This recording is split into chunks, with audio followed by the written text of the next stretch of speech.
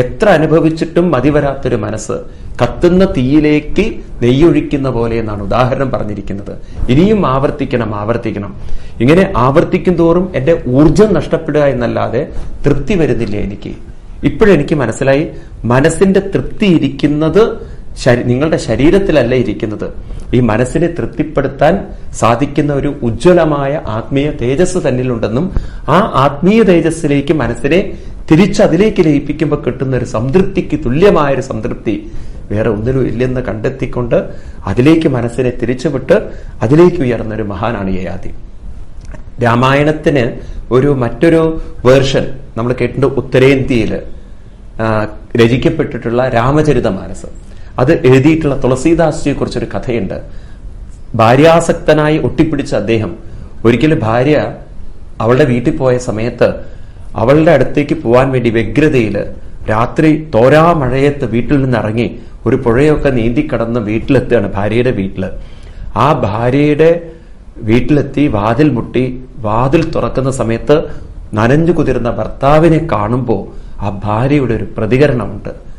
ഇത്ര ആസക്തി ഈ ശവമായിരിക്കുന്ന മാംസത്തിനോട് അങ്ങ് കാണിക്കുന്നുവെങ്കിൽ ഇതേ ആസക്തി അങ്ങ് ആത്മാവായിരിക്കുന്ന രാമനിലേക്ക് കാണിച്ചിരുന്നുവെങ്കിൽ അങ്ങ് എവിടെ എത്തുമായിരുന്നു. ഇതൊരു ഷോക്ക് പോലെയായിരുന്നു അദ്ദേഹത്തിന്. അവിടെ ഇരുന്നുകൊണ്ട് അദ്ദേഹം ഒരു നിമിഷം ആലോചിച്ചു. തന്റെ മനസ്സിന്റെ ഒരു സാധ്യതയാണ്. പക്ഷെ ആ നിമിഷം ഒന്നും ഓർമ്മ വന്നില്ല. അദ്ദേഹം അവിടുന്ന് ഓടി തിരിച്ചു വന്ന് പിന്നീട് അദ്ദേഹത്തിന് വലിയൊരു മഹാത്മാവുമായി സമ്പർക്കമുണ്ടായി. തന്റെ ഉള്ളിലിരിക്കുന്ന ആത്മീയ തേജസ്സിനെ കുറിച്ചൊരു ബോധമുണ്ടായി. അപ്പോഴാണ് അദ്ദേഹത്തിന് മനസ്സിലായത്, ആ തേജസ് പോയാൽ പിന്നെ ഒരു ഭാര്യയോട് ഒരാൾക്ക് ആസക്തിയില്ല, ശവത്തിനോട് ആർക്ക് ആസക്തിയുണ്ട്? അപ്പൊ മറ്റൊരു ശരീരത്തോട് നമുക്ക് ആസക്തി തോന്നാൻ കാരണം തന്നെ അതിലൊരു തേജസ് ഉള്ളത് കൊണ്ടാണ്. തേജസ്സറ്റ ശരീരത്തിലേക്ക് ആര് നോക്കും? ആ ഒരു തേജസ്സിലേക്ക് മനസ്സിനെ ഉയർത്താനുള്ള കഴിവുണ്ടെന്ന് തിരിച്ചറിഞ്ഞതോടെ തന്നെ ഇത്തരത്തിൽ ചിന്തിപ്പിച്ച ഭാര്യയെ ഒരു ഗുരുവിന്റെ സ്ഥാനത്ത് കണ്ട് ആദരിച്ചു തുളസീദാസ്ജി.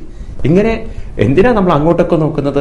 കേരളത്തിലെ മഹാനായി തീർന്ന ഭട്ടതിരിപ്പാട്, നാരായണീയൻ രചിച്ച ഭട്ടതിരിപ്പാട്, അദ്ദേഹം സ്ത്രീ ആസക്തനായി തീർന്ന് അദ്ദേഹത്തിന്റെ ഗുരുനാഥനാണ് പറയുന്നത്, ഇങ്ങനെയൊരു ജന്മം പാഴാക്കി കളയുന്നുവല്ലോ എന്ന്.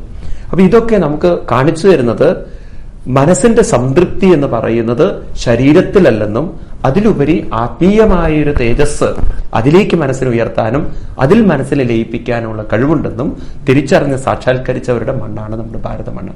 കുടുംബജീവിതം നയിക്കാനും കുടുംബജീവിതം വിട്ട് വാനപ്രസ്ഥത്തിലൂടെ ആത്മീയ സാക്ഷാത്കാരം നേടാനും സാധിച്ച ഒരു പരമ്പര തന്നെ നമ്മുടെ ഭാരതത്തിലുണ്ട്. ഈ പരമ്പരയൊക്കെ മനസ്സിലാക്കിക്കൊണ്ട് ജീവിക്കുകയാണെങ്കിൽ കുറേയൊക്കെ വിട്ടുവീഴ്ചകൾക്കും